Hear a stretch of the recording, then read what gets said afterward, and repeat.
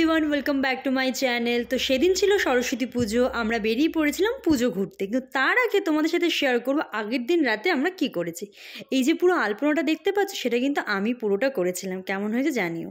পরের দিন সকালবেলা ঘুম থেকে উঠে আমার ফার্স্ট কাজ ছিল সমস্ত কিছু গোছানো। মা আমাকে সব বলে দিচ্ছিল, আর আমি সেভাবেই সমস্ত কিছু ফল কাটা থেকে শুরু করে ফুল টুল সমস্ত কিছু গুছিয়ে দিয়েছিলাম। সরস্বতী পুজোয় মেনলি এই গোছানোর কাজগুলো আমিই করি।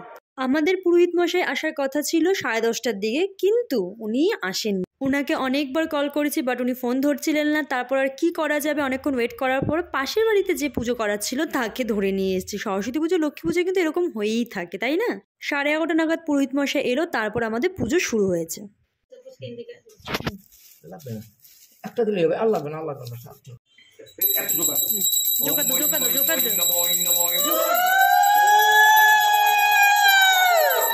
পুজো শেষ করে আমরা রেডি হয়ে বেরিয়ে পড়েছিলাম ওই 2টো নাগাদ পুজো দেখতে। তো সবার ফার্স্ট গিয়েছিলাম আমাদের স্কুলে, নিউটন গার্লস হাই স্কুলে, আমার দিদির একই স্কুল। তো সেখানে ফার্স্টে গেলাম, ভালো ভিড় ছিল।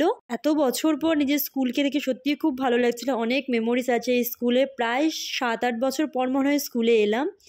যাই হোক, খুব ভালো লেগেছে গিয়ে। কলকাতায় থাকলে তো ওখানেই সরস্বতী পুজো ফ্রেন্ডসদের সাথে ঘুরি, আর এখানে সেরকম এখন ফ্রেন্ডস নেই, সবার সাথে অত টাচেও নেই।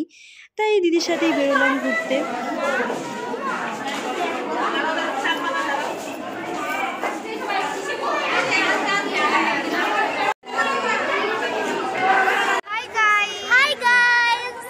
ভিডিও করছিস? হ্যাঁ, বলে হাই। আমাদের স্কুল থেকে বেরিয়ে তারপর গেলাম আলিপুরদুয়ার কলেজে। তো ওখানে তো সব থেকে বেশি ভিড় ওই কলেজেই ছিল, মোটামুটি সবাই মানে ওখানেই চলে এসেছিলো। প্যান্ডেলটা খুব সুন্দর হয়েছে। তো ওখানে কিছুক্ষণ থাকার পর আমাদের খিদে পেয়ে গেছে, তো আমরা চলে গেলাম ফুচকা খেতে। ফার্স্টে ফুচকা খাওয়ার পর আমরা খেলাম ভেলপুরি।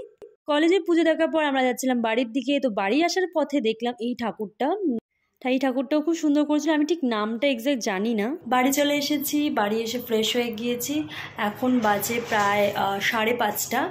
তো টাটা, দেখা হচ্ছে নেক্সট ভিডিওতে। আর চ্যানেল নতুন চ্যানেলটা কিন্তু অবশ্যই সাবস্ক্রাইব করে দিও। টাটা।